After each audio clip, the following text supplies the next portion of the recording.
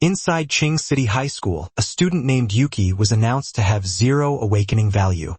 Hearing this left Yuki stunned and unable to move. The boys nearby began whispering he was abandoned by God, while the girls also questioned why someone like him was studying at their school. Suddenly, the dean said Yuki was fated not to awaken, and he had to protect the school's reputation.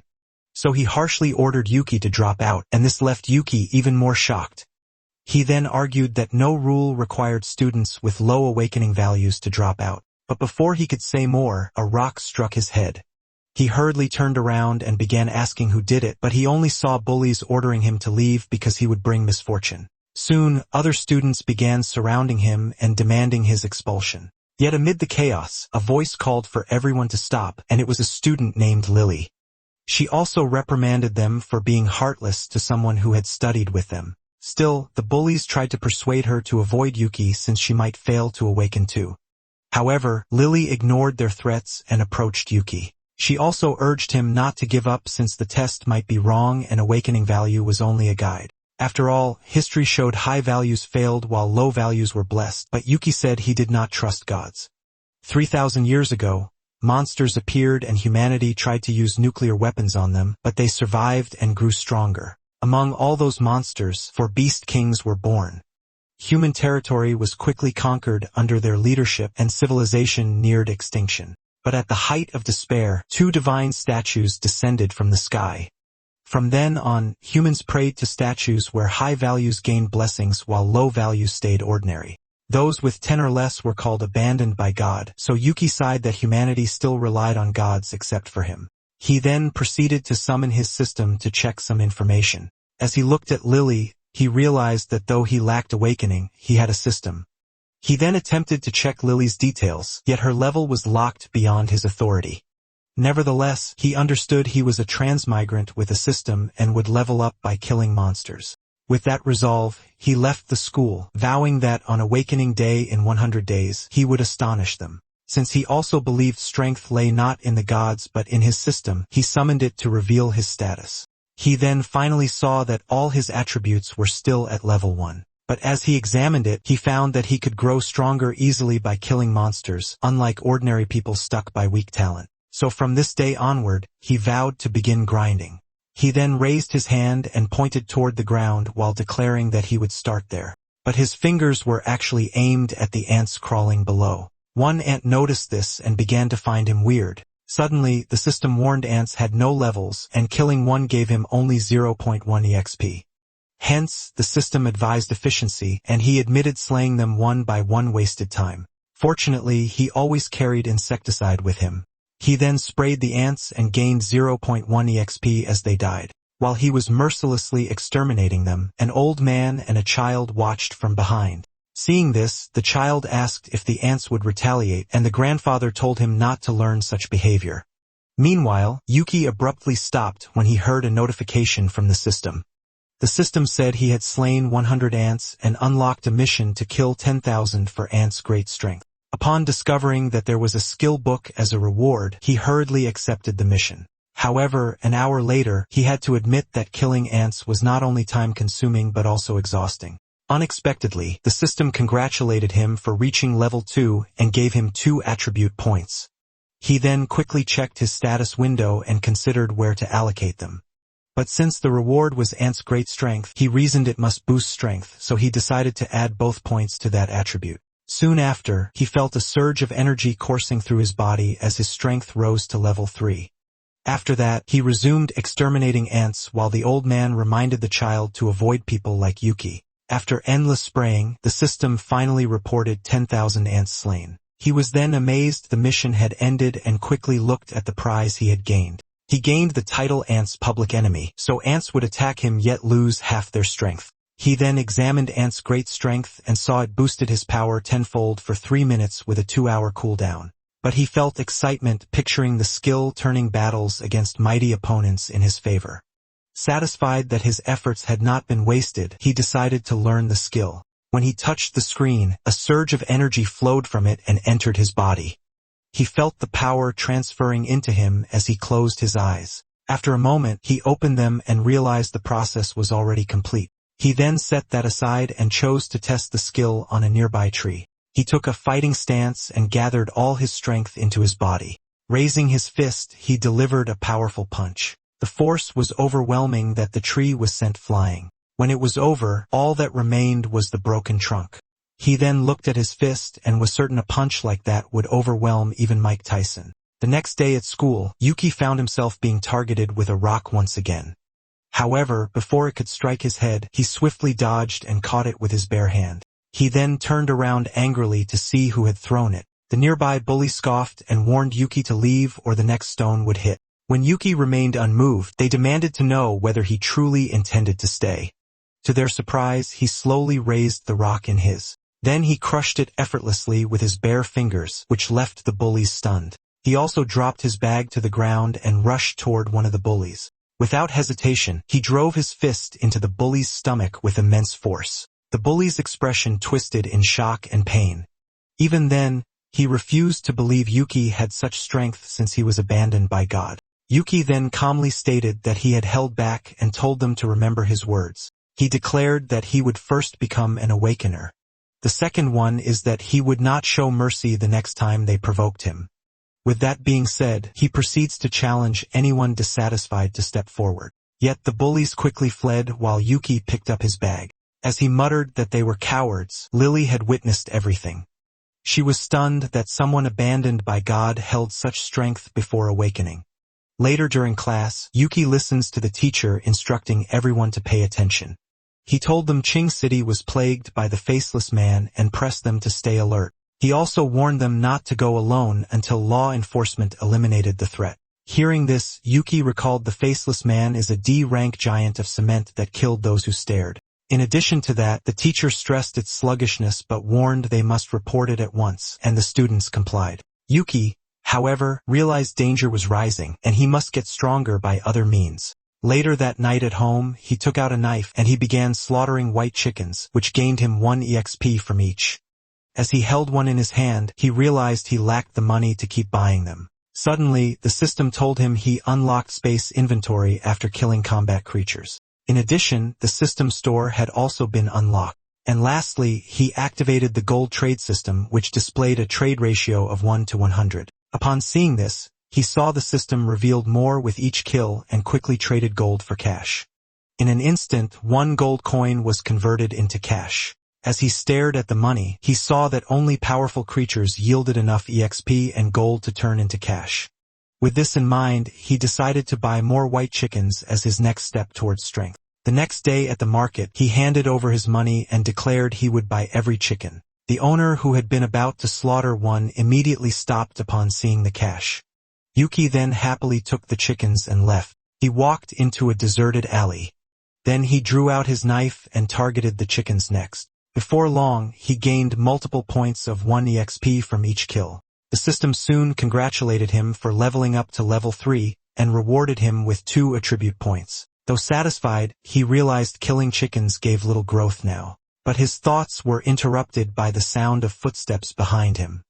He then instinctively turned around holding a knife and a dead chicken. To his surprise, a little girl stood there staring at him.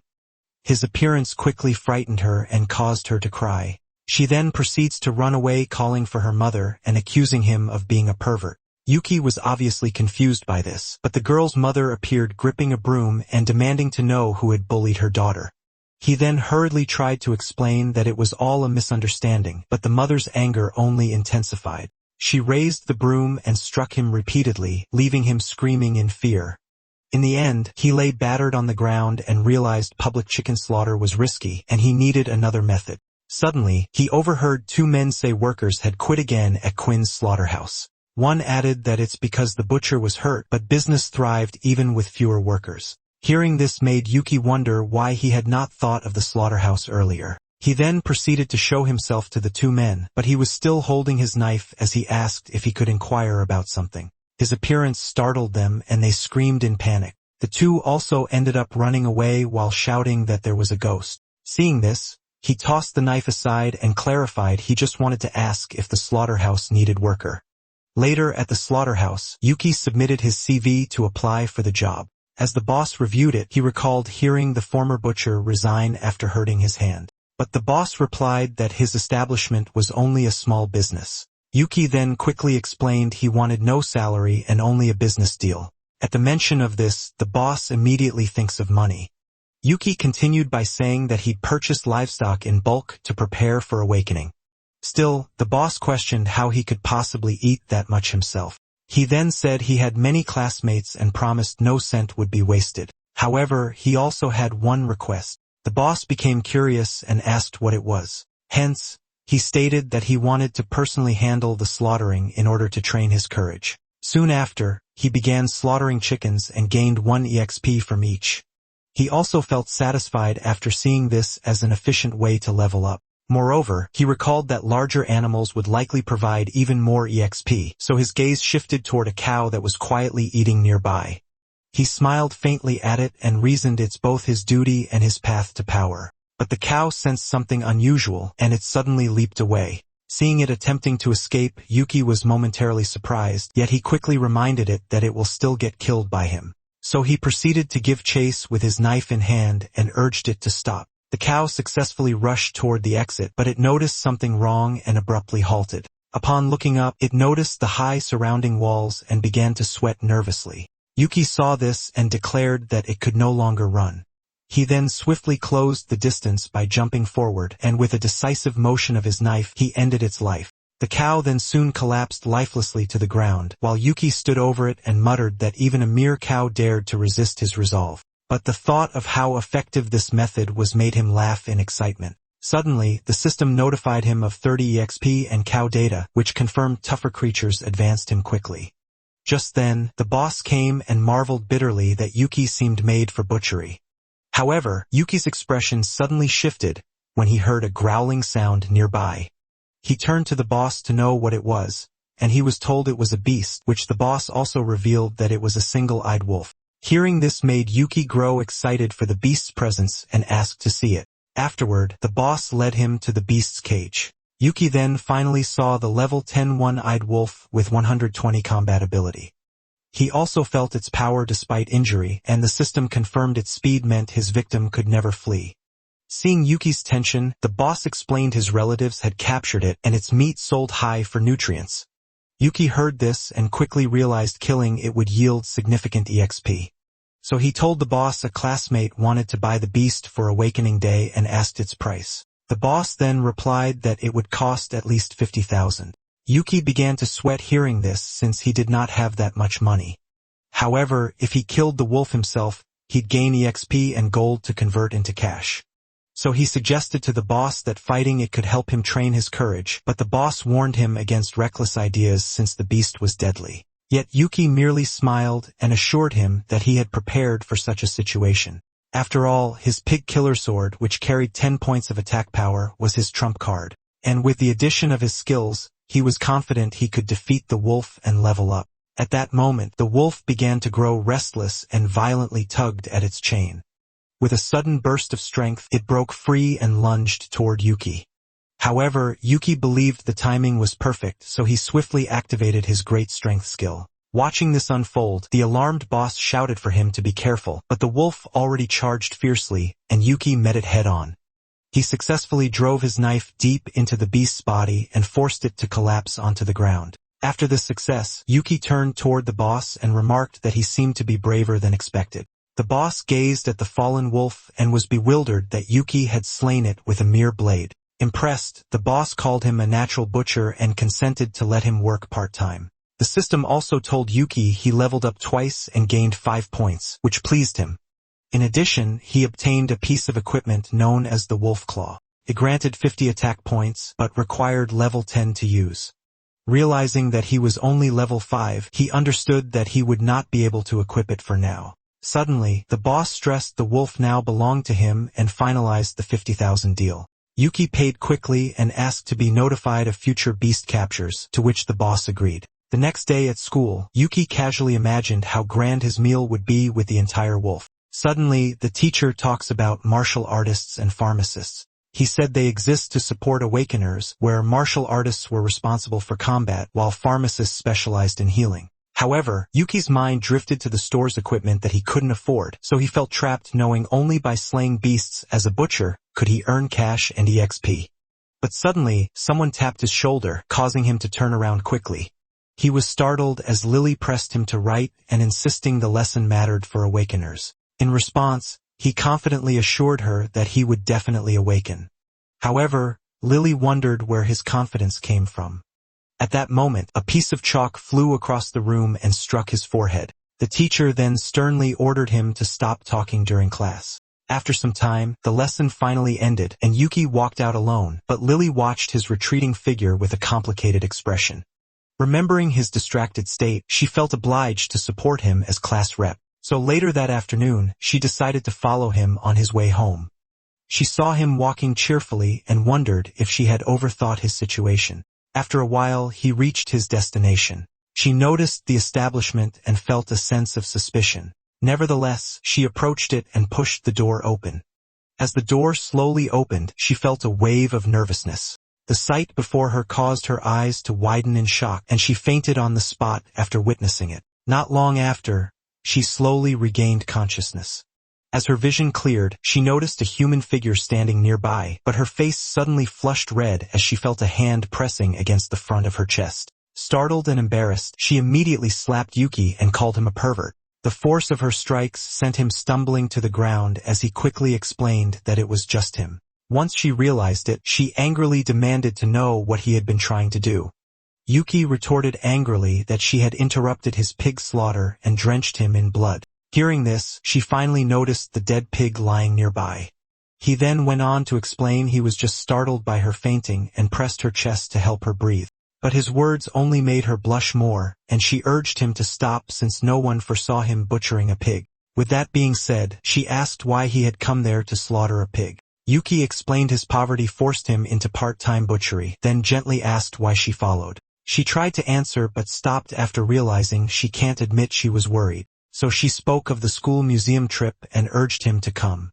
Hearing this, he reflected on his time in this world and knew he must learn its history.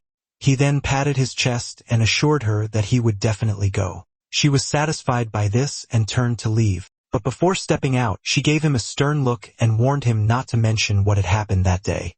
In response, he nervously agreed. She then hurriedly shut the door with force, leaving him momentarily stunned. After walking a short distance, she suddenly stopped and crouched down after realizing how embarrassing her actions had been. The next day, inside the bus, the teacher explained the museum visit would cover beasts' origins and awakeners' history. Upon hearing this, the students praised the Pope and the martial goddess for saving humanity.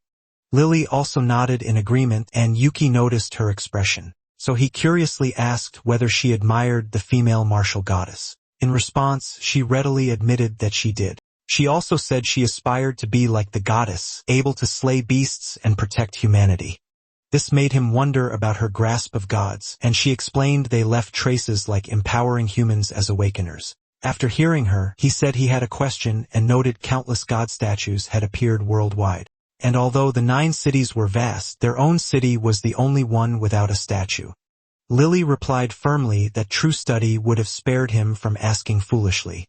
Still, she explained the first 2 statues came down ages ago and many followed. Except for one unchanged statue, all others created awakeners, but she admitted she didn't know why their vast city had no statue, which earned the name Land Abandoned by God. Shocked by this, Yuki felt the world's reality was too unlike his previous and was strange, but his thoughts broke off when the teacher announced their arrival at the museum. Once inside, the teacher ordered silence and strict attention to the exhibits. As they walked through the displays, Lily gazed at the martial goddess with admiration. Yuki then remarked it was rare to see the comm class rep admire someone so deeply. In response, she insisted the goddess stood apart, making the Beast King sign a truce with the Pope. But the atmosphere suddenly turned tense when someone appeared behind them. Yuki immediately sensed an ominous aura, so he pulled Lily closer, but she warned him not to act in ways that might cause misunderstanding. Regardless, he ignored her protest and shielded her, while urging her to be cautious. He also told her that the mysterious figure gave him an uneasy feeling. The others nearby soon noticed the tall individual who stood motionless. The figure remained still until its cloak slipped off. Then it revealed a grotesque body without a face. Seeing this, Lily trembled as she recognized it as a faceless man. The creature immediately let out a piercing screech that startled everyone. It even began rampaging through the museum. So Yuki lifted Lily while muttering that the faceless man's gaping mouth was still a feature. Panic also spread as students struggled to understand how a beast had emerged within the museum. Meanwhile, Yuki led Lily to safety and told her to help teacher will evacuate while he faced the beast. However, she thought he had lost his mind since he was no match for a faceless man.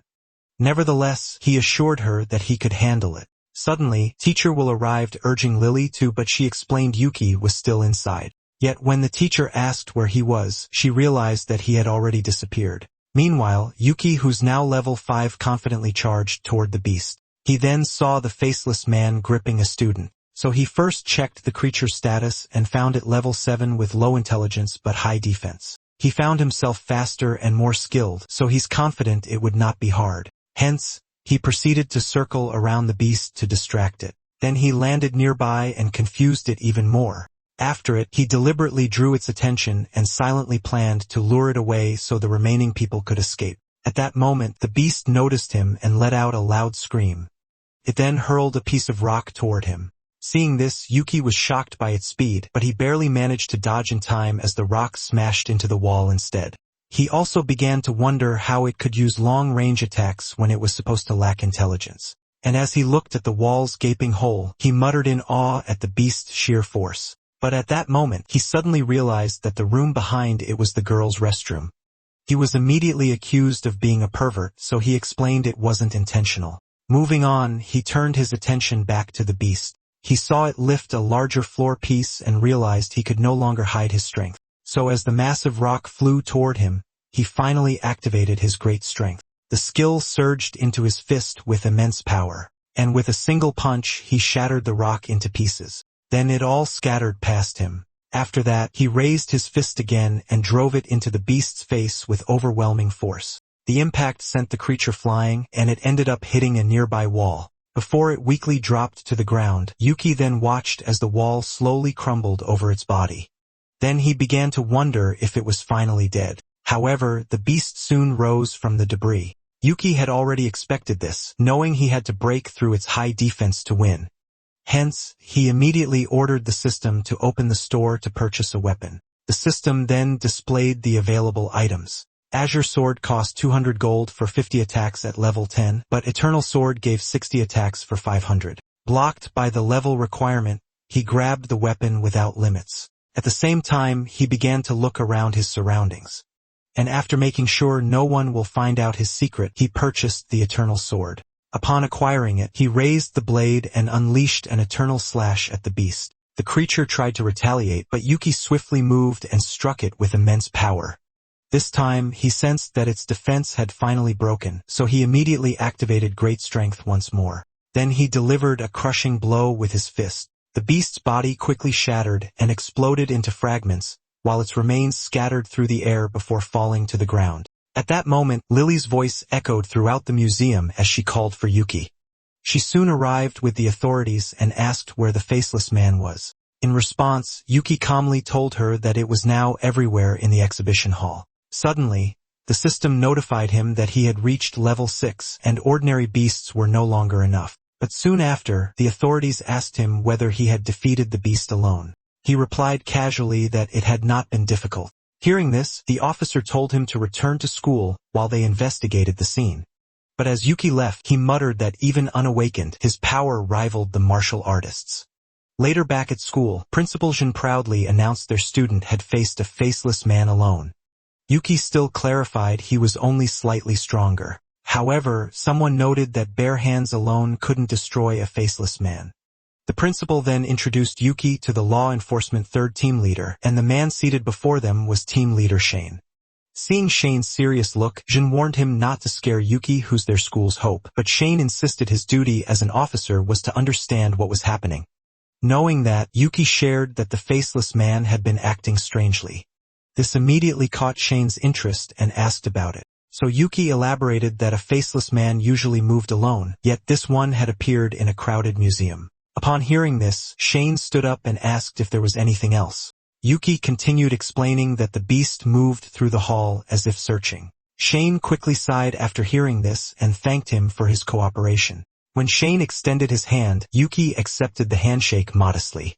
However, he soon widened his eyes in surprise at the strength of Shane's grip. He also realized that he was likely testing his power, so Yuki tightened his grip in return to also check his. At the same time, Shane saw Yuki's steady face and wondered if he had natural strength or a secret. Meanwhile, Yuki was struck by Shane's awakened force far beyond that of any ordinary man, but their conversation broke off as Shane's colleague hurried in seeking him.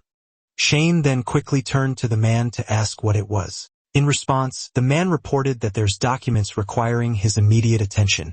Shane then quickly released Yuki's hand upon knowing this. Following this, he urged Yuki to leave, and Yuki was somewhat irritated by this. After Yuki departed, Shane began reviewing the documents and was visibly surprised. Because of this, he could not help but inform the others that trouble was about to come.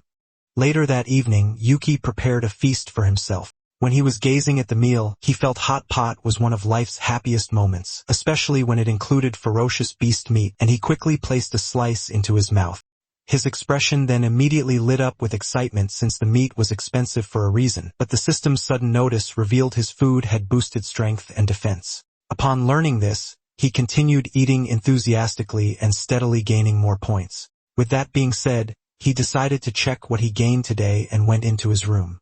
When he opened his inventory, he was stunned by what he saw. The small potion recovers 100 health in 5 minutes, while the large potion restores it instantly. He saw they boosted his endurance, though he did not understand their effects. So he decided to use the small potion first to test it. Almost immediately, he felt a warm current stirring within his body. However, his focus was broken when he heard a sound outside. He then cautiously approached the door and peered through the gap. There, he saw someone sitting at his dining table. And without hesitation, he kicks the person while demanding to know their identity and purpose. But his fierce expression vanished the next second when he recognized the person. Before his attack could land, he realized it was Lily. At the same time, Lily saw his actions and became furious. She slapped him without hesitation and scolded him harshly. After that, he said he had not expected her and asked why she had not knocked. She kept eating and said he never locked the door and the beast meat was too tempting. So she asked where he got the meat and he said he bought it from the slaughterhouse. Setting that aside, he asked why she had come to see him. Lily then put down her food and grew serious. She said her visit was about the Faceless Man because when he destroyed it, she saw a green light stop. This led her to suspect the beast was not alone but controlled. Her words then made him wonder if the Faceless Man had truly been controlled. She confirmed her suspicion by citing Beast Code 359, which could control others. However, she soon realized that he was barely listening and was more focused on eating. So she shouted at him to pay attention, but he replied everything is fine now. This prompted her to ask what he meant by it. He said he understood her concern, but the authorities should be investigating. He added law enforcement arrived quickly with their leader, which showed the situation was not simple. But he wondered why the Faceless Man risked appearing in the museum. Hearing this, Lily suddenly seemed to recall something. She murmured that it might be related to that incident. Yuki was confused by this and asked what she meant. She then explained it was tied to the Qing Museum with its tragic history. A long time ago, a weak lizard lost its tail to misfortune. When it crawled to the lake, it was shocked to see its body had turned black. Over time, its body grew larger and the neighbors became its prey. It gained intelligence and power, while its black fog made all creatures tremble. After thousands of years of fighting, it became the beast king of that region. Yet it longed to grow stronger and sensed a far greater aura in the distance. Drawn by that presence, it went to the city and believed devouring humans would make it stronger. It rose to be a beast king, but then the Pope acted. The beast king was defeated when the Pope set an array and sealed its corpse beneath the city. Qing City was later built upon that very battlefield wasteland. After hearing this story, Yuki wondered if the recent incident was tied to the fallen Beast King. Lily replied there wasn't enough information, but the leader's presence proved it was serious. Yuki then grows frustrated since he is already facing threats tied to the boss. Suddenly, Lily decided to leave while thanking him for clearing her doubts and for the meal. She also reminded him to be careful in the future, and he decided to accompany her out. The next day at school, teacher Will said the faceless man was gone, so there's no need to panic. However, a student asked if 13 faceless men were really caught, which drew Yuki's attention. Will confirmed the faceless men were active and told everyone to stay home, but Yuki realized the infected beasts were increasing, though still manageable. Even so, Yuki knew he couldn't leave everything to the leader, and he'd need greater strength. Suddenly, Will announced that the Jiang envoy would visit tomorrow, and everyone must perform well. The news instantly excited the girls, who felt fortunate to witness the envoy in person. Meanwhile, the boys were astonished that their high school had gained such prominence. Yet Lily thought the situation was serious since Envoy Shan ranked top 3 in China. Hearing this made Yuki feel uneasy as well, but the system interrupted him and informed him he could change profession at level 10. He thought level 10 meant a big boost, but livestock gave too little experience, so he needed another way. Later, after class ended, he received a phone call, but some students mocked him for his unfashionable ringtone. He then decided to ignore them and answered the call. On the other end, the boss informed him that he had acquired a rare beast. Yuki immediately asked what kind it was upon hearing this. The boss replied that it was a 3-headed griffin, which is an extremely rare creature. Yuki quickly recalled that it was high-ranked and asked where it had come from. The boss said a friend caught 3, then priced a male at 800,000 and a female at 500,000. Yuki agreed at once, and the boss reminded him to bring the money when he came. After ending the call, he felt frustrated since he would still be short by 500,000. But before he could think further, someone grabbed his shoulder. He turned and saw Lily, who quickly asked when he would stop being distracted.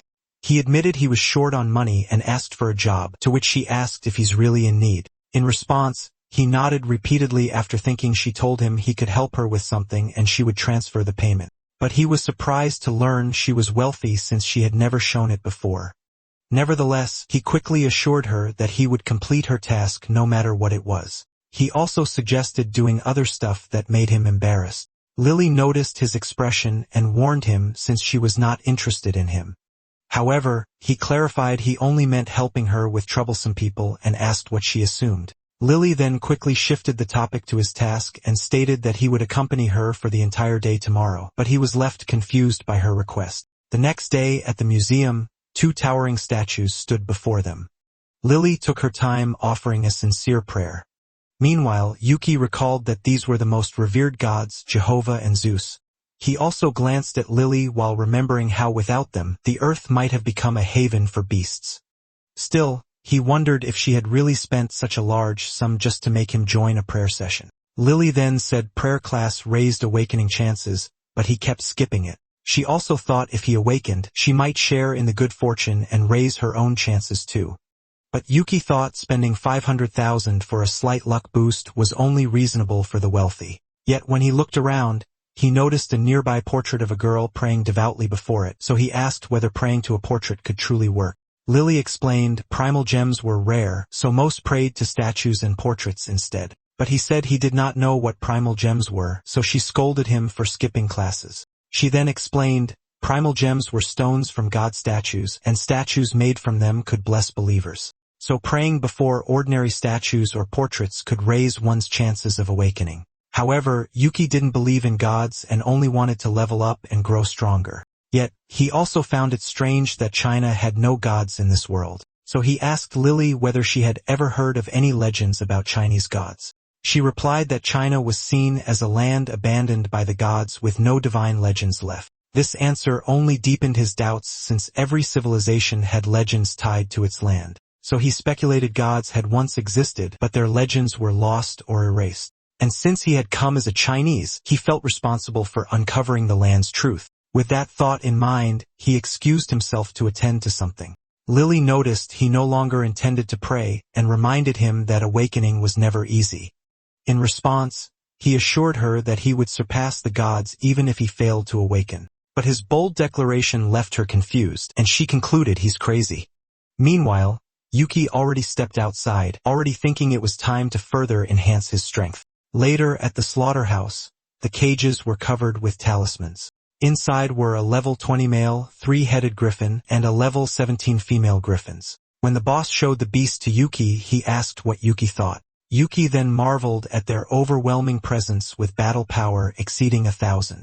Setting aside his amazement, he asked about the third griffin the boss had mentioned. After explaining the last griffin would be delivered later by his friends, he discussed the payment. So Yuki promised to transfer the money, but also asked to meet the hunting team.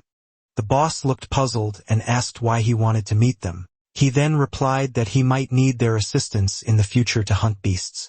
He even vowed to slay beasts and forge a heart of invincibility, but the boss thought he's mad, yet he still agreed and said that the team would arrive later. In the meantime, Yuki carefully observed the griffins. He knew he could not survive with his strength, so he chose to wait for the hunting team and asked the boss to notify him. Later back at home, Yuki was busy showering. When he suddenly heard a loud crash outside, he quickly approached the door, wondering whether someone had entered. But given the recent unrest in the city, he decided to check. Before he could reach it, the door was violently kicked open from the outside. As a result of the immense force, it flew inward. His Ultraman figure ended up tumbling to the ground. And while he turned his attention back to the doorway, the figure began firing at a Godzilla doll. Meanwhile, behind the shattered doorway, a pink-haired girl appeared. She was a member of the hunting team named Yang and asked if he had been looking for them. Angered, Yuki demanded to know who she was calling a pervert and noted she had smashed his door, but she retorted that standing there wrapped only in a towel made him look like one. It was only then that he realized his towel had slipped off. He hurriedly grabbed it and explained that it was all a misunderstanding. However, she showed no interest in listening. She said after that they had brought the final griffin and would wait at the slaughterhouse. Later, inside the secret room, the boss introduced Yuki to the hunting team. A man named Luke stepped forward and introduced himself. Yuki saw him and knew he was truly a hunter as his presence carried an oppressive aura. After that, Luke introduced his daughter Yang to Yuki. Upon hearing this, Yuki silently remarked that she was a violent woman, but his thoughts were cut off when Luke said Boss Quinn told him he wanted to see them. He then explained he needed many ferocious beasts and hoped they could work together. However, Luke asked why he needed much and he said his technique required slaughtering beasts. Hearing this, Luke and the others awkwardly fall silent. After a moment, Luke said Yuki might have been deceived since he had never heard of such a method, while Yang bluntly said Yuki was just a perverted fool with a twisted mind. Hearing this made Yuki point at her and told her to be quiet. Setting that aside, Luke said the griffin were his and asked if he intended to kill one. Yuki admitted he did but lacked the strength, so he asked them to help weaken it. Upon hearing this, Luke agreed without hesitation. He then entered the cage and faced the three-headed female griffin. With determined eyes, he struck it with his bare hand. The immense force sent the massive creature crashing to the ground. However, another griffin stepped forward and let out a deafening roar. Luke was momentarily stunned when he heard a lion's roar emerging from it. The sound even affected Quen and Yang, who quickly covered their ears. But Yang was startled when she noticed Yuki nearby. She saw him stand firm, and she began to wonder if he truly had hidden strength. Meanwhile, Luke proceeded to leap into the air. The griffin noticed this and immediately locked its gaze onto him, but Luke paid no attention and raised his hand. Then he brought it down with tremendous force onto one of the griffin's heads. The impact ended up almost crashing its head, and the creature's body began to collapse weakly to the ground. After confirming that it was on the verge of death, Luke informed Yuki that the rest was up to him. Yuki calmly entered the cage after knowing that, and without further hesitation, he threw a punch at the weakened griffin.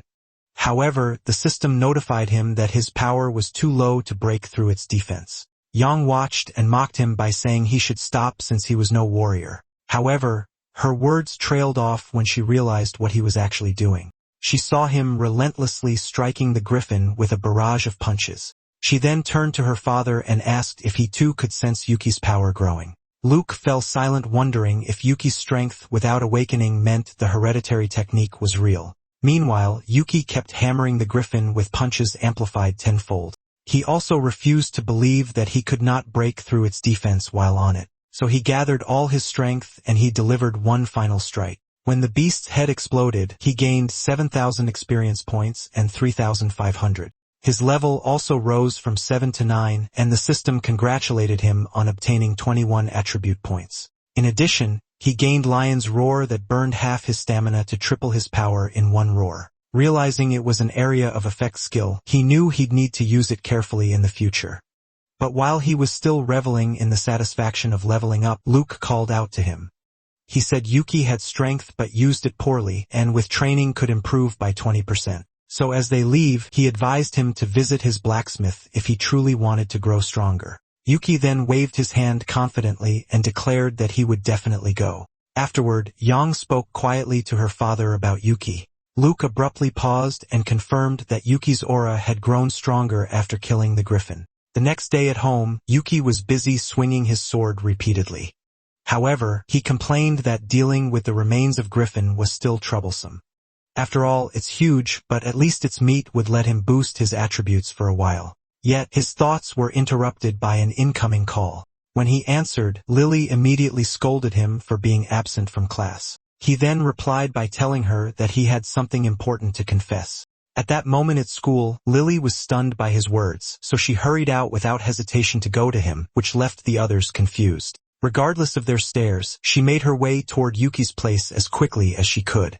Later at Yuki's house, the dining table was once again filled with steaming hot pot. Lily arrived while Yuki was eating and asked for some, so he said whoever was slow would get nothing. After finishing the meal, both of them felt completely satisfied.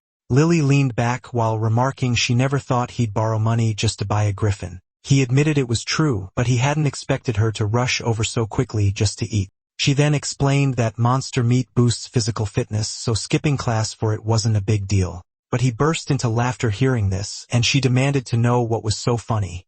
He replied he'd simply imagine the class rep leading everyone in skipping class. In response, she punched him and forced him to apologize at once. After a moment, she took a drink and casually asked whether he had been following the news. She revealed law enforcement issued a red alert and the envoy had arrived to take charge. Because of this, she feared that Qing City might be facing a major crisis. He quickly agreed with her since he felt uneasy recently and he needed to level up fast. Just then, he saw her take something from her bag and asked what she was doing. She placed a notebook on the table and announced she would give him extra lessons, but he was completely stunned by this. So she explained he couldn't keep visiting places like the museum without knowing basic knowledge. His aggrieved protest echoed throughout the apartment after hearing this. Later that evening, their extra lesson finally ended and she reminded him to keep up the effort. When she mentioned that they would continue in the future, he cried out in surprise, but she only looked at him sternly and asked whether he had a problem. In response, he immediately denied it.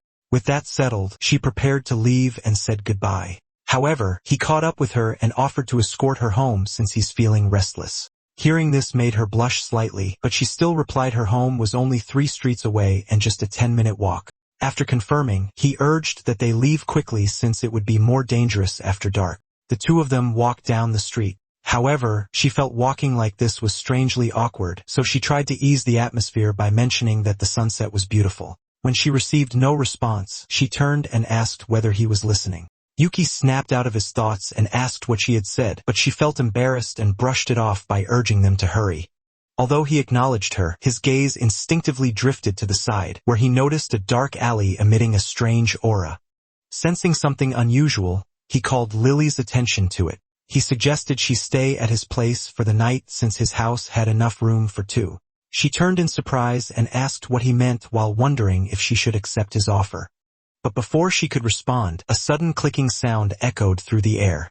Yuki stiffened when he heard a voice begin counting. Realizing the danger, he quickly pulled Lily back, and this made her ask what was happening. He explained he sensed an unusual presence in the alley, and was sure it was a monster. Upon hearing this, she asked whether they should retreat, but he told her there were many other presences up ahead, making things troublesome. So he abruptly stopped and found several wooden figures had already surrounded them. The wooden men continued counting while staring at them with sinister smiles. Recognizing their situation, Yuki understood that they were completely encircled. Suddenly, creatures declared they would punish them for disobeying the rule of not moving. Yuki then discovered each wooden man was level 8 with a combat power of 100. After confirming this, he smiled since it won't be troublesome. But Lily still wondered whether they truly had a way to break through. He remained calm, then replied that retreat was unnecessary since he would deal with them at once. Although she suspected he was merely boasting, he called her over. Then he instructed her to cover her ears as he prepared to use his skill. He activated Lion's Roar with a chance to deafen enemies and shatter their internal organs. The thunderous sound wave instantly forced the wooden men to stagger back. Within moments, their bodies were completely shattered into pieces. Seeing them all scattered, Lily was shocked that Yuki had eliminated them with a single attack. She also could not help but wonder when he had become so powerful. Meanwhile, Yuki saw the remains were inedible, but the experience points were considerable. However, he also dismissed them as useless since modern times had no need for firewood. Suddenly, he noticed something glinting nearby. He saw a bead with a delicate appearance and asked Lily if she recognized it. She then said that if he had listened in class, he would know it was the core of a wooden man. She added the core had strong vitality and could be medicine for awakeners, making it valuable. Upon hearing that it could be sold, he immediately decided to collect them all. Lily casually tossed the bead to him and assured him that she would not compete. He quickly caught it and was unable to hide his satisfaction. However, someone suddenly appeared before them. A law enforcer then asked why they were outside. The officer named Jean also warned that the city was especially dangerous at night, but his gaze fell on the shattered wooden monsters, and he asked if they were responsible. Lily quickly clarified that it was Yuki who had taken them down alone. Jean was surprised to hear this and wondered if Yuki was some kind of monster. Yuki noticed his expression and decided to introduce himself. Upon hearing his name, they realized he was the one who had defeated the Faceless Man. Jin then praised his surname for producing such talent, though the others thought it exaggerated. Moving on, he introduced himself as captain of the 6th team and said Yuki might become a level 9 powerhouse. Yuki replied that Jin was too kind, but admitted he was more interested in surpassing the gods. Yet, Lily knew a level 9 rivaled the 4 guardians, and she wondered if the gap between them was widening. After a brief exchange, Jin urged them to head home quickly due to the monster's appearance. Later at Lily's house, she thanked Yuki and warned that the Monster King sought the lizard's corpse, but Yuki calmly assured her that there would always be a solution. She then simply thanked him again and closed the door with unexpected force. So he stood there wondering if he had somehow offended her. Unbeknownst to him, Lily worriedly wondered if she could truly keep up with his pace. Later at the slaughterhouse, Yuki killed another griffin. Yang saw this and remarked that she had yet to see anything impressive from him. Yuki ignored her, knowing that even after defeating 2 beast types, he was still far from leveling up. So he then asked about the boss-level griffin they had captured. Upon hearing this, Luke gestured for him to follow. After it, he grabbed the heavy cover and removed it from the cage. It then revealed the level 20 Griffin King with a combat power of 1,900. Yang saw Yuki's surprised expression and reminded him it was nothing he could handle. Luke also added that even if the Griffin King were on its last breath, Yuki might still fail to harm it. Encouraged by her father's words, Yang told Yuki, who's just a bean sprout, to give up, but Yuki ignored her and took out his knife. He then stepped forward and stabbed at the griffin. However, the blade shattered instantly upon impact. Seeing this, Yang burst into laughter at what she saw as blatant overconfidence. Yet he remained calm since had already realized the problem. Without the heavenly sword, he could not break the Griffin King's defense, but he sensed its breathing. So he closed his eyes and concentrated. In that moment, the rhythm of the griffin's breaths became clear to him. When one of the heads showed a slight weakness in its breathing, he quickly gathered 10 times his strength. Then he gripped the broken knife and struck directly at the weakened head. Yang was shocked by this, while Luke did not expect Yuki to master muscle-pounding breathing. Soon after, the system notified he gained 15,000 experience and reached level 10. He also obtained the Griffin battle armor from it. After that, the system asked about a job change, and Yuki resolved to make fortune from it. Afterward, Luke praised Yuki after being able to master muscle-pounding breathing. Yuki casually replied that he was a genius since he could not reveal the system. Setting that aside, he called the boss, and the boss immediately asked why. But before he could answer, the system notified him that the Griffin armor had been delivered. So he simply told the boss that he would transfer the payment and hurried off. His abrupt departure then left Luke and the others thoroughly confused. Regardless, Yuki could not contain his excitement trying on the armor. Later at home, he felt satisfied with the armor's defense and the power to fly. Therefore, he declared that for now, even the heavenly sword would struggle to pierce it. Setting that aside, he wondered what is the purpose of the village establishment token he got. Knowing that he obtained it from the boss's treasure chest, he grabs it. Then he examined it and concluded it might be vital for building his influence in the future. However, his priority today was himself since he had finally reached level 10. He quickly proceeds to summon the system to initiate a job chain. A brilliant light enveloped his entire body as the job change process began. Watching the radiant glow surrounding him, he felt a sense of awe. The system first presented the mage class, which is a long-range profession that wields powerful magic. Upon hearing about the long-range job, he immediately became interested. The warrior job emerged next and is a combat role full of battle intent. The moment Yuki saw it, he felt an instant attraction. Finally, the system introduced the Buddhist monk with a path of compassion against evil. After displaying all three options, the system prompted him to make his choice. Upon careful consideration, Yuki raised his hand toward the selection interface. When his finger made contact, the system confirmed his decision to change his job to warrior. After the job changed, his muscles and bones grew stronger. Intense pain surged through his body and forced him to grit his teeth. Golden light soon enveloped him, and streaks of lightning struck down upon his figure. After the transformation, he said the pain was harsh, yet the power made it worth enduring. Later, after the shower, he found his combat power rose to 900 and strength to 62.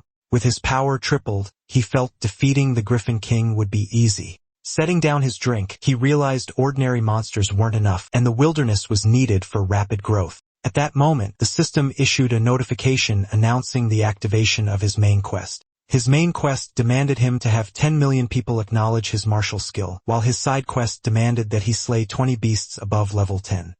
After reviewing these objectives, he concluded the system was guiding him to the wilderness. With that understanding, he resolved to experience its dangers firsthand. The next day, he arrived at the Adventurers Guild in Qing City. The towering building impressed him, especially as it's the hub for wilderness missions. Inside the reception hall, crowds of people gathered around. He even heard a call for 4 wind-aligned third-rank warriors to hunt the Tiger King. Aside from that, he heard of a quest for gallbladders, and this bustle felt like past game guild. He also found out most guild members were awakened and they were holding high status. Suddenly, a woman approached him and asked whether he needed assistance. This woman named Mari cheerfully remarked that helping others brought her the greatest joy. However, he replied he was only looking and addressed her as Auntie. But hearing him call her Auntie instantly ignited her temper. Flustered, he thought calling her Auntie was still acceptable for a second-year student, yet Mari scolded him for his insolence and declared that he was in serious trouble. Just then, a familiar voice called out his name and asked what he was doing there. When he turned around, he saw that it was Yang and Luke. Yang even waved to him cheerfully in greeting. So he immediately grasped Luke's hand and said it was good to see him. However, Luke brushed him off and told him that was enough. He then turned to Mari and asked her to give him some face and let the matter go. Mari was visibly surprised by Luke's intervention. Nevertheless, she dismissed the issue and reminded Yuki to be smarter. After she left, Yuki asked Luke whether everyone in the guild was this strange. Luke confirmed it and said the wilderness fights kept their nerves taut. Setting that aside, he asked what Yuki was doing there. Yuki replied that he intended to venture into the wilderness to experience it for himself, but Yang sneered that he'd be eaten within the hour. Hearing this, he mocked her back by claiming she was not any better. She then challenged him with her sword and he accepted, which led to a heated quarrel. Luke was enraged by their behavior, while nearby adventurers cheered them. Without wasting another moment, he dragged both of them away. Later inside a VIP room, Yuki complained that Luke had been ruthless for hitting him. However, Luke warned that, with hidden experts around, stirring conflict was foolish. After realizing the truth in his words, Yuki finally calmed down. Luke then continued to warn that while monster hunts give experience, the wilderness is truly risky. Yet hearing this made Yuki grow thrilled and press Luke for details. Seeing his enthusiasm, Luke finally agreed. He explained that the outside was perilous, especially the 4 danger zones. However, Yuki had never heard of them. So Luke said Fierce Tiger Mountain to the east was ruled by the golden-winged Tiger King.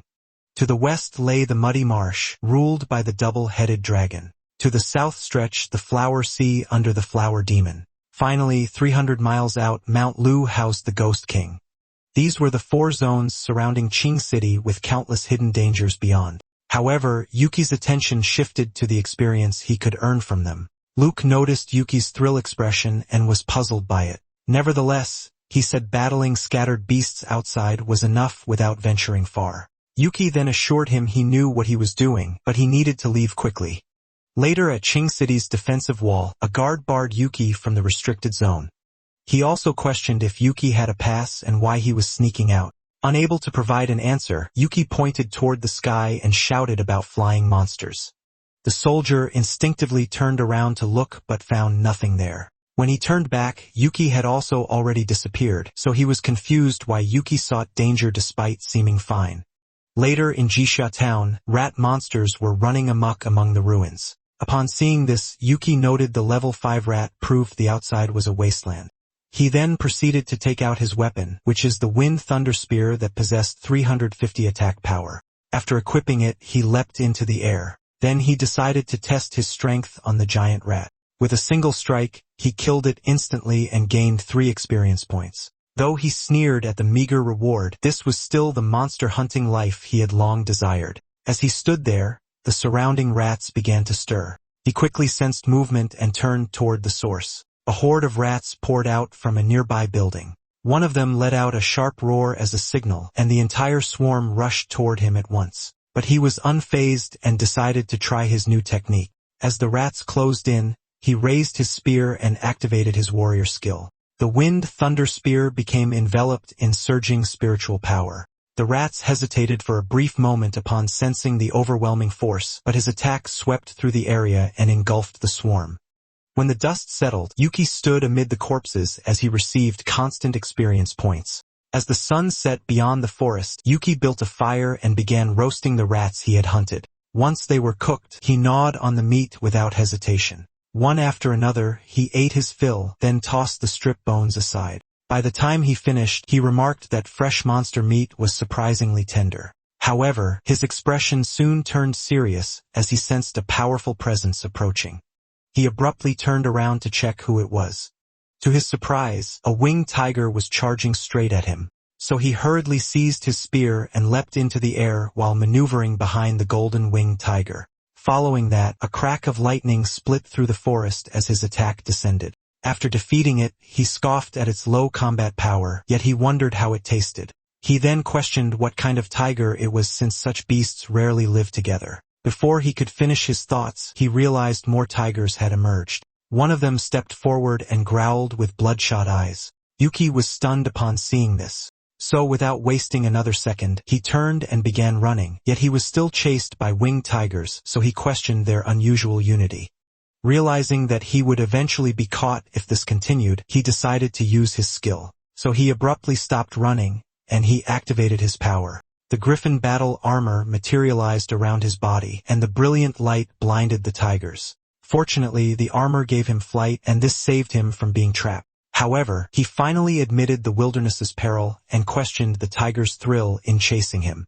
But now he declared that it was his turn. He then proceeded to unleash his dragon and phoenix slash.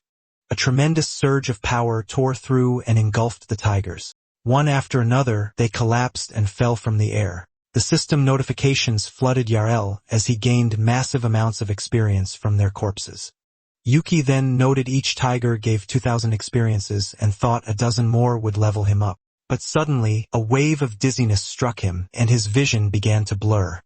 As he struggled to stand, he realized that Dragon Phoenix Slash was too draining for constant use. He also admitted he wasn't seasoned and needed to restore mana. At the same time, he saw the tiger's hunt and retreat tactic that showed their intelligence. Later, deeper in the forest, a deer was strolling casually when a golden-winged tiger suddenly appeared and lunged at it. At that very moment, Yuki's spear shot forward. It struck the tiger's body and pinned it against a nearby boulder. Afterward, Yuki walked toward the deer's body, only to find that the bait was already dead, and this made things more troublesome for him. Later, near a cliff, he discovered several winged tigers gathered together. He admitted the beasts were too cunning, though just a handful more kills would level him up. With that in mind, he decided to move on and search for other ferocious monsters. After some time, he finally found a solitary tiger and marked it for leveling. Thinking about the experience points he would gain, he flew toward it excitedly. Yet he realized upon arrival that the situation was not what he thought. Standing before him was the level 25 Tiger King. At that moment, the massive beast slowly awakened and rose to its full height, so he could hardly believe the creature's size since it's greater than a whale. But the tiger's gaze suddenly fixed directly on him, so began to wonder nervously whether it had already detected his presence. The Tiger King advanced with an ominous aura surrounding it. It also gathered energy within its mouth as it prepared an attack. Without hesitation, it released a powerful energy ball toward Yuki. Yuki responded by quickly forming a shield barrier in an attempt to block the attack, but the force still broke through and hit him. Overwhelmed by the impact, he was sent flying into the air. The Tiger King, who saw this, watched him coldly, and its expression filled with disdain. Nearby, several deer were grazing peacefully in a field. When they suddenly saw Yuki fall from the sky, they froze in confusion. Meanwhile, Yuki regained his footing and conceded the Tiger King's terrifying might. But before he could recover, another sound echoed through the forest. He turned sharply and saw yet another horde of beasts rushing toward him. Anxiety gripped Yuki as he feared his luck had ended and he'd be trampled. Setting that aside, he quickly took out his spear and launched into action. He used vertical chop followed by a horizontal sweep against the beast. The immense force of his attacks swept through them, bringing the chaotic situation to an end. After defeating the monsters, he earned 1,000 experience and some gold. In addition, the system notified him that he had reached level 11. Upon hearing this, he drove his spear into the ground and collapsed in relief, yet admitted the bulls were far too many. So this made him suspect a hidden agreement between the government and the Monster King. While stretching, he also considered the world's danger and thought of reaching level 12 before heading back. Yuki then eyed the nourishing beasts and questioned if his inventory could hold them. While on it, he acknowledged the need to sharpen his combat skills after struggling against weaker foes. But before he could continue his thoughts, he heard voices drifting through the forest. He then spotted a distant group of bulls and became intrigued. At that moment, Yang and her team were surrounded by the herd. Their condition was already dire from earlier battles. Suddenly, one of the bulls charged forward. Yang hurriedly raised her sword to block the attack. At the same time, she urged her father to finish quickly. Not far away, the horned bull king stood with one ear severed, and the injury was inflicted by none other than Luke. Hearing Yang's voice, he told her to endure a bit longer while he finished the monster. However, the bull king was far from defeated. It seized a moment of Luke's distraction and suddenly turned to flee. Luke shouted for it to stop, but he realized prolonged battle could doom them all. Meanwhile, Yang's sword was knocked from her grasp and sent flying across the ground. Her arm was also wounded after she failed to defend. When she forced her eyes open, she saw the enraged bull charging straight at her. Luke urgently shouted for her to move, yet he knew it might already be too late. Yang knew this, but she's already exhausted and could only apologize to him. However, the bull before her was suddenly struck by thunder. As it collapsed, Yuki appeared and mocked Yang for not being able to handle it. Hearing his voice, she was surprised and called him the perverted bean sprout. He then immediately clarified that he was not a pervert and asked how they had ended up surrounded. Before she could answer, Luke suddenly appeared. He explains he wants to forge Yang a better weapon, yet his misstep cost him dearly. Hearing this, Yuki was surprised that Luke had actually made such a mistake. However, a blade was suddenly pointed at his neck. Luke warned him to watch his words, and he quickly apologized. Meanwhile, the other two men called out to Luke, saying they could not hold on much longer. Luke turned his attention back to the Bull King, which is now too cowed to resist. Yet as time passed, more bulls continued to gather. Yang suddenly suggested that they fight their way out, but he replied that with so many enemies, he could not eliminate them all. Still, Yang insisted she did not care and even declared that she wanted to eat roast beef. However, Luke could only apologize and admitted that he was already running out of stamina. Unexpectedly, Yuki urged him to endure 3 seconds, and Luke agreed, but he's puzzled by the plan. Yuki then moved immediately while saying there was no time to explain. Seeing this, Luke could not help but scold him, but he still stepped forward and used his cyclone blade to block the incoming bulls. As he fought, he cautioned Yuki that using the skill would drain him and leave their lives in Yuki's hands. Yuki reassured him not to worry since he had not lived enough to die yet. After that, he resolved to seize the Bull King in order to stop the other bulls. He quickly rushed toward the Bull King's back and unleashed a punch with 10 times his normal power. The impact was so immense that the Bull King's head was smashed into the ground. Watching this, both Yang and Luke were shocked by the display of his strength. However, Yuki did not stop there, and he activated his Dragon Phoenix Slash. The Bull King felt immense pressure as the dragon and phoenix descended upon him. Tried to flee, but they chased it relentlessly. In a flash, the dragon and phoenix merged and struck the Bull King down. As the Bull King's body fell lifeless to the ground, Yuki finally declared that it was over. After the Bull King was decapitated, the remaining bulls began to flee in panic. The bald man then happily called out his other companion, who immediately rushed over. The two embraced and joyfully declared that they had survived. However, Luke felt ashamed and proposed abandoning them, to which Yang agreed. Suddenly, he noticed Yuki waving, and he replied that he owed him this time. But Yuki insisted there was no need since they knew each other so well. Irritated by Yuki's audacity, Luke felt tempted to teach him a lesson, but Yuki suddenly requested the monster's body since it would strengthen him. Hearing this, he told him to wait a moment. This quickly made Yuki ask if there was something else. He then said Yuki's raw power lacked finesse and directed him to the Luo mountain town blacksmith. There, he would teach him the method he used to harness strength properly. Hearing this made Yuki happily agree and said he would definitely go. However, Yang urged him to change before he embarrassed himself, and he complied. Later in Luo mountain town, Yuki arrived at a shop. Upon seeing that it was Luke's blacksmith shop, he knew he had come to the right place. Suddenly, Yang called out to him saying she had thought he would not be able to find it, but she noticed his expression and asked if he was surprised by her combat suit. She then introduced their weapons and proudly said they were not bad. However, he remarked Luke's capability made it natural, then asked why she was showing off. Furious at his response, she asked if he wanted to fight. Yuki accepted without fear, prompting her to declare his doom. At that moment, Luke stormed in and demanded why they fought every time. He even hit them on the head and told them to behave. Still, both of them insisted it was not their fault and began pointing at each other. Luke then finally ordered them to stop and announced that he would forge a new weapon for Yang. Soon after, he began demonstrating a special method of harnessing power and told them to watch. As he raised his hammer toward the horn, he reminded Yuki to pay close attention. Then he struck the horn with immense force. Yuki was astounded that such a short motion held overwhelming power. He realized that this technique was extraordinary and decided to memorize it carefully. However, the system notified him that it had detected Luke's power manipulation.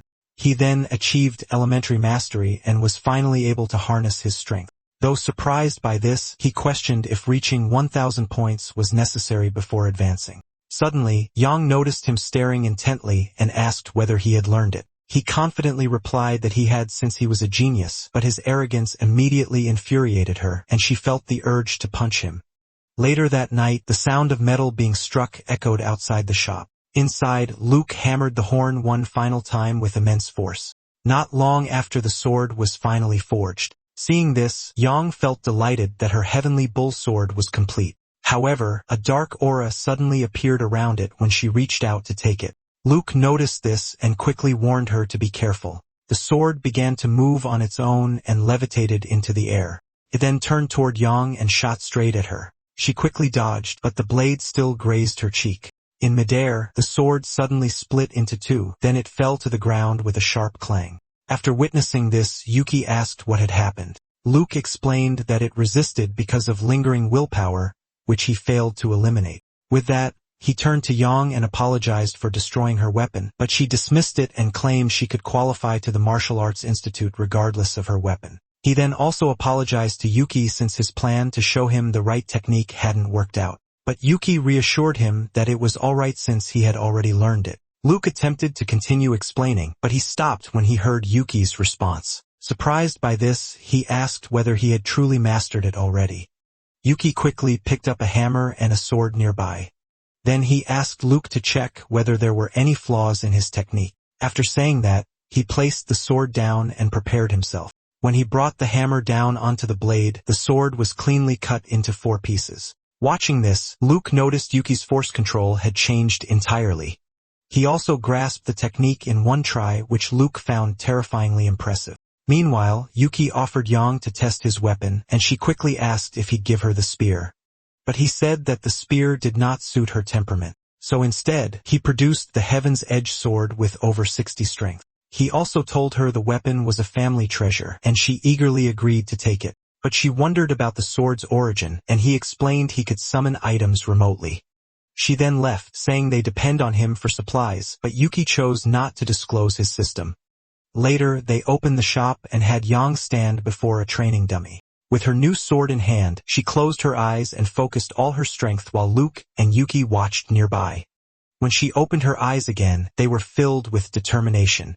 She stepped forward and slashed the wooden log in front of her. The blade cut through it and split it cleanly into two. Seeing this, she could not help but marvel at how sharp the sword was.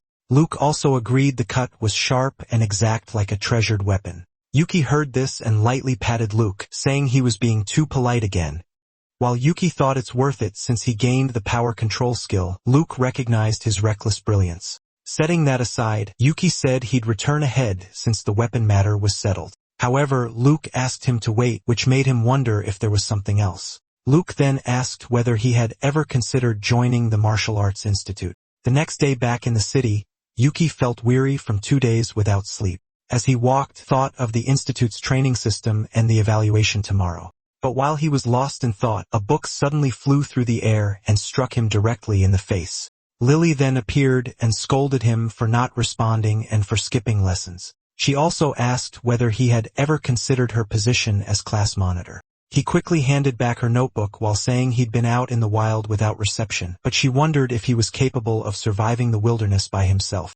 He then confidently confirmed that he was, and even claimed that he had killed many monsters. However, she ignored his boast, so he asked if she wanted to taste the ingredients he had brought back. Just as she agreed and he asked what she wanted to eat, a car suddenly sped toward them. Yuki immediately noticed the danger and quickly pulled her aside to avoid being hit. After escaping the vehicle, the driver yelled, but Yuki was busy noticing something soft in his grasp. When he looked down, he discovered that he had accidentally touched Lily's front. Lily's face then turned red with fury as she loudly called him a bastard. Later at home, the table was once again filled with steaming hot pot. But Yuki could only smile with a clear handprint still visible on his face. Across from him, Lily remained visibly angry, so he apologized by offering her the rare wilderness beef. Still, she said beef alone wouldn't earn her forgiveness, and he accepted that. However, when she finally tasted the beef, she suddenly paused. The flavor was unexpectedly rich and tender to her. Even so, she called it barely above average, and Luke encouraged her to eat more. Setting that aside, he informed her that he might not be attending school regularly in the future. She was immediately surprised and asked why. He explained that he planned to apply to the Martial Arts Institute. She finally admitted his gift was well suited as a martial artist. Still, she encouraged him to try awakening properly instead of giving up early. After the meal, she offered to arrange his leave but insisted he attend classes when possible, and he accepted. But just as she was about to reach the door, he asked her to wait for a moment. She quickly turned around, wondering why he had called her. However, she only heard him say thank you. Furious by this, she called him an idiot and this confused him. But she quickly slammed the before leaving, so he was left standing there, confused about what he had said wrong. He eventually thought girls were a hassle and chose to rest before tomorrow's institute visit. The following morning at the Martial Arts Institute, many candidates had already gathered. Among them was Yang, who was casually drinking in a corner. Yuki quickly noticed her and greeted her while asking where Luke was. She replied that her father had gone ahead to inspect the venue and had asked her to wait for Yuki. Yuki acknowledged Luke's thoughtfulness, then asked how to take part in the test. She told him to register first at reception and wait for his name, but he also observed the number of participants and wondered what the assessment entailed. She explained the assessment involves strength, speed, and combat. After hearing this, he reminded her not to get eliminated. She then angrily slammed down her drink and stepped closer to him, which made him ask why she was smiling so ominously. She claimed that his sword gave her courage, but he wondered why she spoke that way. At that moment, the receptionist summoned Yang to the examination hall. So she finally dropped the teasing and told him to pay attention to learn the test, especially what truly awaited them at the end.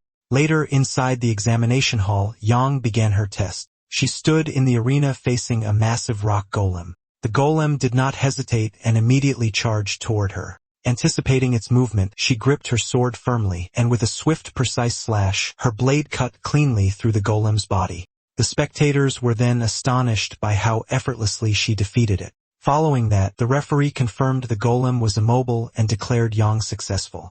As she walked back toward her father, Luke remarked that disabling the golem was enough, but Yuki stepped in and praised Yang for fighting well. In response, she brushed off his words and asked how he did in the preliminaries. Rather than answering directly, he told her to guess. She then grew angry at his smug look and threatened him with her sword. After some time, Yuki's name was finally called, and he entered the arena calmly. Then he urged the fight to begin and admitted he'd never face an awakener. Hearing this, Yang grew worried and quickly turned to her father. But he assured her that there was no need to worry since Yuki was clearly hiding more strength. Not long after, the referee signaled for the test to begin. Yuki's opponent then reminded him to be careful. The arena floor quaked following this when he activated his ability and raised rocks into the air. The floating stones were also drawn into a swirling tornado around him. The powerful winds spread outward, forcing even the spectators to shield themselves. As the storm calmed, the crowd opened their eyes in shock. The sight of the towering golem led them to question if the Institute was targeting Yuki. Suddenly, the Awakener said his control over Gaia had reached its limit and hoped Yuki would prove herself. Meanwhile, the referee reviewed Yuki's stats, including how he defeated the Faceless Man. He then judged Yuki's strength as second rank level and pondered if it was innate genius. On the other hand, Yuki stood calmly as the towering golem launched its attack. With a swift movement, he narrowly avoided its heavy punch. But reflecting on Gaia's blessing, he thought Awakener's abilities were difficult to counter. Yet in the midst of his thoughts, he failed to notice. The golem seized him firmly. Gasps then filled the place as the giant moved with surprising agility. Across the arena, his opponent mocked Yuki's claim of being a genius, but he stopped when he noticed something. He witnessed Yuki surging with power and the force of it tore apart his clothes. With a burst of strength, he shattered the golem's hand that had been imprisoning him. Observing this, the referee noticed Yuki's power surging and realized he had more hidden strength. Meanwhile, the golem let out a roar of pain as its arm crumbled, yet the broken stones suddenly lifted into the air before reconnecting seamlessly to its body. The Awakener then calmly explained that the golem's ability to regenerate nullified Yuki's approach.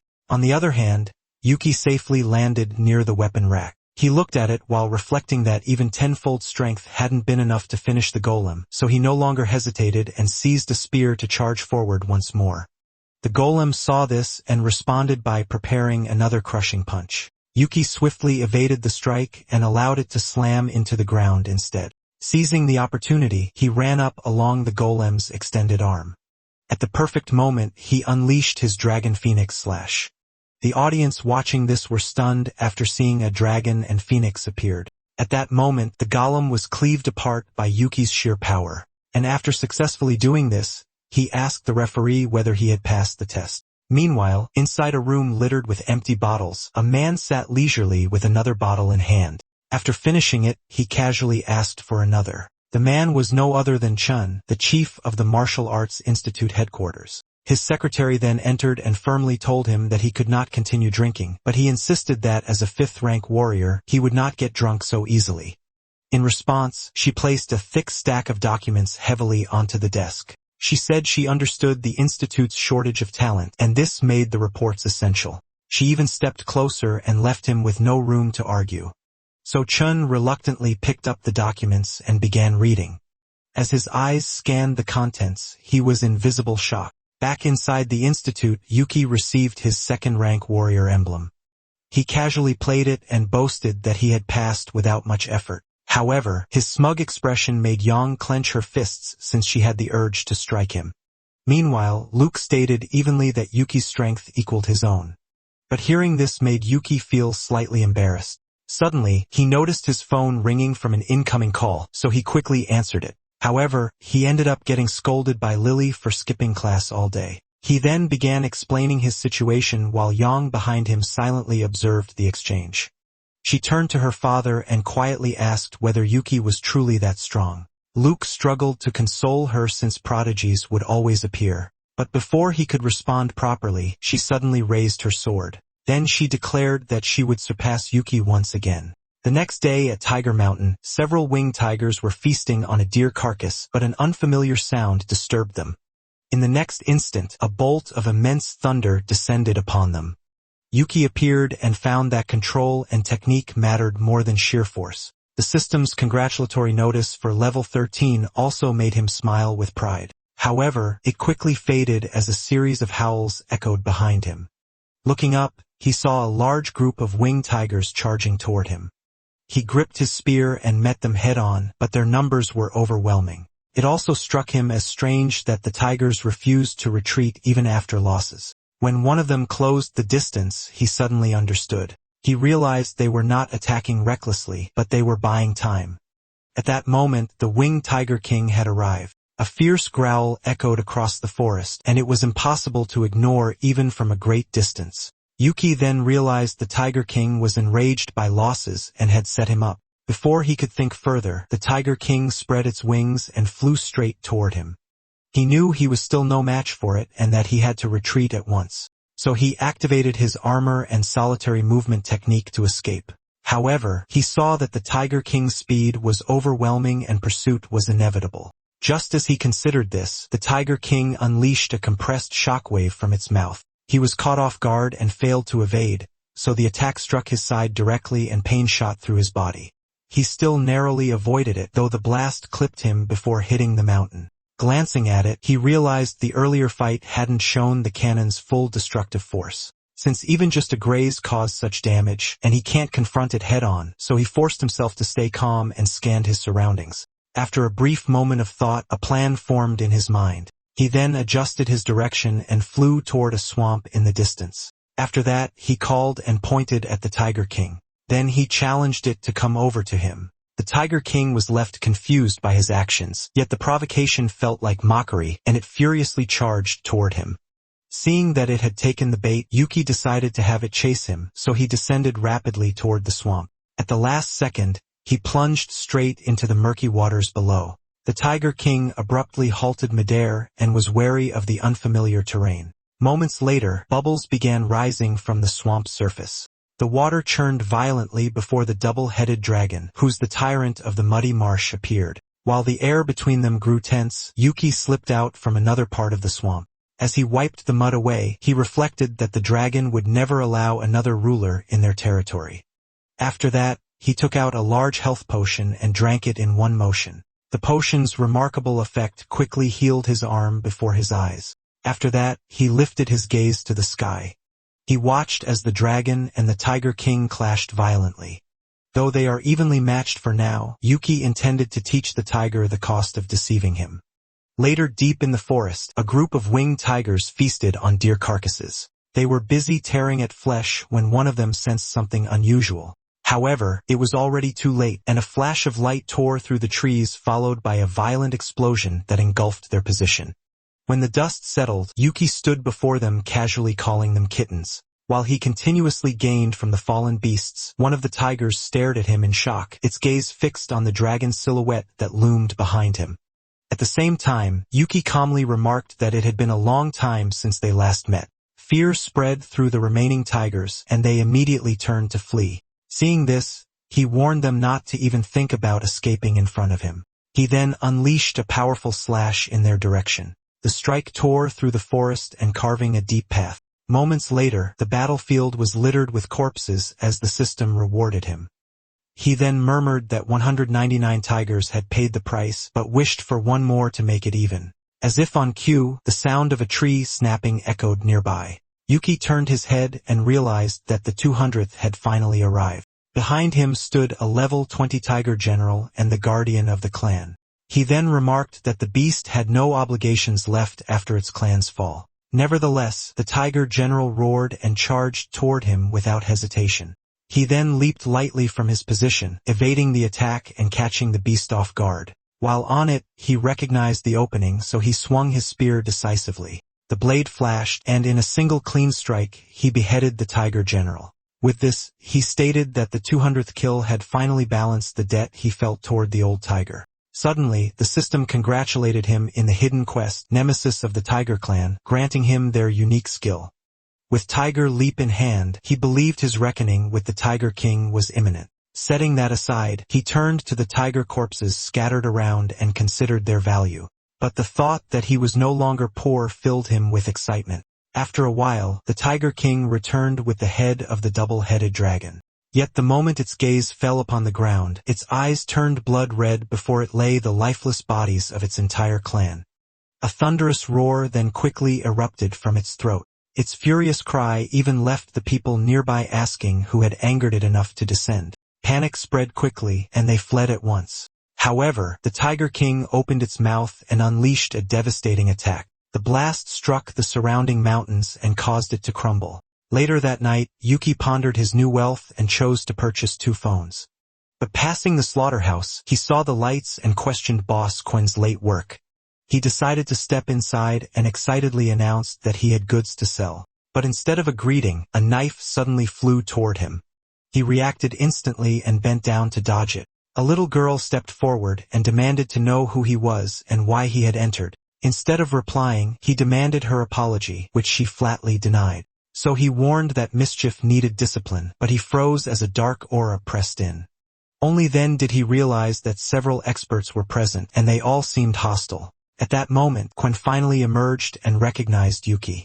Almost instantly, the oppressive stares disappeared, which left Yuki confused. His attention then turned to Quen, who said the girl was his mischievous daughter, Yuna. After hearing her father's connection to Yuki, Yuna withdrew and he let her go. He then apologized for her behavior and asked Yuki what brought him there so late. Yuki stated he possessed 30 golden-winged tiger corpses, leaving Quen astonished. Yet their familiarity led Quen to fix the price at 320,000 per each. He quickly accepted at once and thanked Quen, who dismissed the need for courtesy. Later, while checking his card, Yuki wondered if Quen had secrets since he didn't question him. The gathered experts also caught his attention, yet Quen's discretion made him hold back. So he decided to leave in the end, thinking that Quen did not seem like a bad person. Meanwhile, inside the slaughterhouse, Quen questioned the experts about whether they had confirmed everything. One reported it was accurate, but the Monster King's body had become a lure for other beasts. After learning this, Quen instructed them to suppress it as he thought awakened ones were really arrogant. The next day, outside Yuki's apartment, Chun arrived with another man. The man asked if he was certain this was the place, and he calmly confirmed it. He added that he had already investigated all the details about Yuki. Inside apartment, the dining table was once again filled with food. Yuki happily chatted and invited Lily over to eat. At that moment, the system notified him that the NPC exploration function had been activated, but he was irritated that it activated late as his curiosity about Quen had already passed. Still, he saw it as a valuable support ability if used wisely. Soon, he heard a knock at the door and assumed Lily had arrived, so he opened it and casually remarked on her speed. However, his expression froze when he saw 2 unfamiliar men instead. He then immediately asked who they were. Chun called him by name and praised his unusual taste, so he questioned how he knew him. Chun said they'd watched him since his martial arts display and were institute representatives. Meanwhile, the man beside Chun caught the fragrance of tiger dishes, so he approached it and he remarked that such ingredients were rare, but Yuki was stunned. He then asked if Yuki slew them all, to which he confirmed and urged them to leave. Yet he only told him to be patient, leading Yuki to question his purpose. Before he could react, suddenly felt his body move against his will. An invisible force compelled him to sit down in a chair. Shocked by this, he recognized that the man's force left him no chance to respond. Moments later, he cleaned the empty bowls, though the meal had been for Lily and him. Suddenly, Chun complimented the dishes and thought Yuki could thrive opening a restaurant. Yuki took advantage of the situation and demanded 1 million as payment for the meal. He also protested that they barged in and ate without asking. Realizing this, Chun introduced himself and Wes, who is Jeong District Hall's head. Upon hearing Wes's title, Yuki realized he is an extraordinary person. Still, he asked what had brought the 2 of them here. Wes then lauded Yuki's performance and offered to make him his disciple at the institute. Chun also remarked with envy that the headmaster had never done this before. However, he only expressed gratitude and insisted on joining the awakening ceremony. In response, Wes pointed out that he was already aware his awakening value was 0.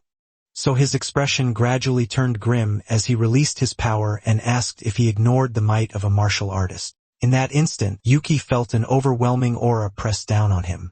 Yet when he looked at Wes, he recalled his second chance at life and resolved not to surrender. Wes, on the other hand, waited for his answer, so he replied that success and awakening would not sway him from being a martial artist. Wes's brows furrowed slightly at this response, but he continued to insist that failing to try would mean he wasn't truly strong. Unexpectedly, Chen's sudden clapping broke the situation. He even noted Yuki's rare composure under the headmaster's aura. Wes also remarked that Yuki's exceptional state of mind made him truly intriguing. So as he walked past, he promised not to hinder his choice and left the institute open to him. Before leaving, he promised to send his insights the next day, but he must study hard or else he would personally be displeased. Later outside, Chun noted West's rare generosity since he seldom gave advice. West replied that Chen's talent had already reached its limit at the 5th rank. However, Yuki had shown him a glimmer of hope, so he quietly hoped that Yuki would one day surpass that man.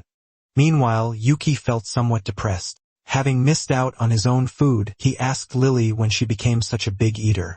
She replied innocently that she did not know and that it was his fault for not eating sooner.